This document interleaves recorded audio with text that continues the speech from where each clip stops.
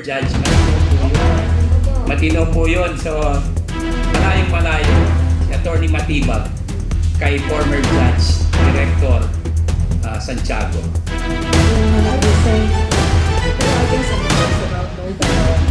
Yung nasabi nga. Former Judge Santiago. Nagtataka nga ako ba't siya nag-resign eh. Ano kayong reason? Hi po, Director Jaime Santiago. Sana makapagsalita kayo tungkol sa mga pangyayaring ito. Si dating NBI Director Santiago is a former judge. Matino po yun. Matino po yun. So, malayong-malayo si Atty. Matibag kay former judge, Director Santiago. Kaya nga nag-resign.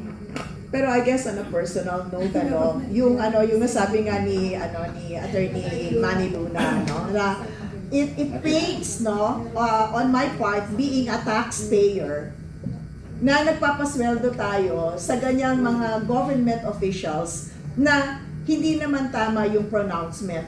Totoo, as lawyers, we are also mortals, nagkakamali, but there is a higher standard once you serve government, Yes. no? That you have to be circumspect whenever you make public pronouncements. Katulad niyan, anytime pwedeng arestuhin na si VP Sara for inciting to sedition, and then here comes a lawyer telling the public na labagyan sa Constitution kasi impeachable officer yan, hindi mo pwedeng arestuhin, no? So it pains, on my part as a taxpayer hearing, government officials speaking that way. But balik ulit tayo, Attorney Luna, dito sa impeachment. NBI, is an investigative body. If they have the evidence, they bring it to the DOJ, para maumpisan yung preliminary investigation, and if warranted, evidence has a reasonable conviction, they file it in court. And then at the same time, hindi pa naman convicted yung tao.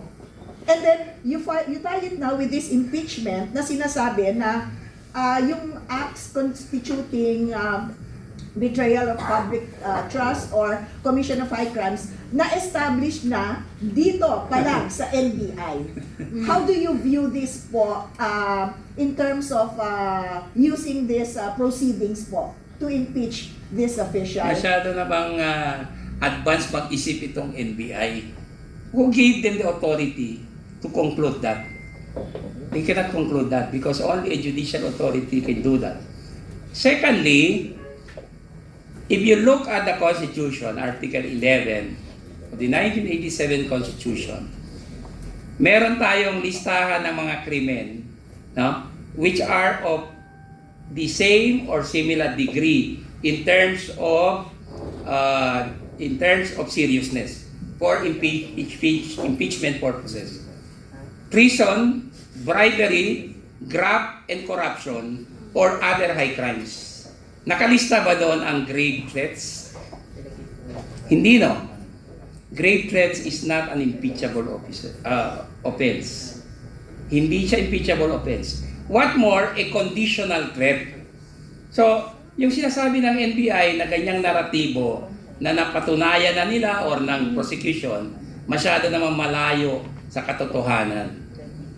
Aside from the fact na hindi siya of the same category or degree of seriousness na impeachable offenses like treason, graft and corruption, bribery, or other high crimes, wala talaga siya doon. Hindi siya pwedeng mag-fall doon sa betrayal of public trust. Why? Because ang betrayal of public trust cannot be anchored on nothing. Dapat meron siyang standard na sinusunod. Di ba? Kasi kahit catch-all phrase siya, hindi ibig sabihin kahit jaywalking will be impeachable. Hindi naman ganon. Kasi ang standard ng Constitution and constitutionalism is such that medyo mataas yung kanyang dapat yung reading natin sa kanya hindi newspaper when we read a newspaper. Miriam has cautioned us, constitutionalism or constitutional law is not like reading a newspaper. So, ang ginagawa ng NBI at ng lower house ay parang ginagawa tayong bobo. What stops the court from considering jaywalking as an impeachable offense. Yan ang challenge ko sa kanila. Oh, di ba? Walang ganon. It's foul. Masyado naman silang desperado dahil hindi nila mapatunayan yung kanilang mga alegasyon, sinasabi nila yan. But, you know, the impeachment court judges, the senators cannot be deceived.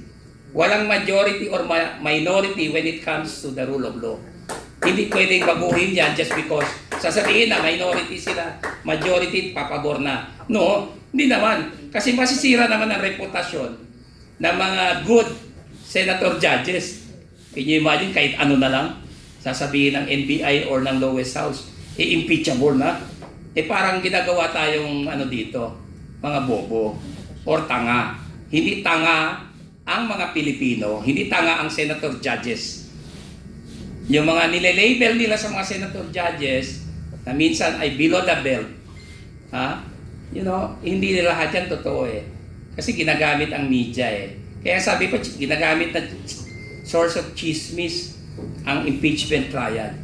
I'm used to that kasi sa dalawang impeachment trials that I have attended, particularly sa Corona, ginagamit nila yan. Pero, you know, hindi naman bobo ang lahat ng senator judges na basta na lang maniwala na ganun yan. In fact, maraming kaso ang dinala ni late Chief Justice Corona sa Korte Suprema asking for a temporary restraining order dahil doon sa mga pagbukas ng mga bank accounts, etc. Kinwestiyon yan. So, it's not as easy as it is. Kung sa tingin nila ay parang PTA lamang ang impeachment court, nagkakamali sila. Hindi tayo ganun kababaw na kahit ano na lang ang sasabihin ng lowest house, okay na. Masyado naman natin sinisira ang reputasyon ng Pilipinas. Inaakusahan na nga tayo o sinasabihan ng Banana Republic, failed state, etc. Tapos nagdagan pa ito. I don't think so. Kaya doon sa ginawa ng dalawang grupo ng majority and minority, doon kay Attorney Lotok, when they started questioning him, including Senator Judge Aquino, di ba? It shows na hindi tanga lahat ng senator judges. Huwag niyong lahatin. Meron talagang mga tanga, siguro, I don't know, na basta na lang mag-support sa isang idea without thinking. But I don't want to use that against all of them kasi I always give regularity in the performance of their duty. Kasi public officers sila So dapat lang sumunod sila sa konstitusyon at sa batas. Ayan.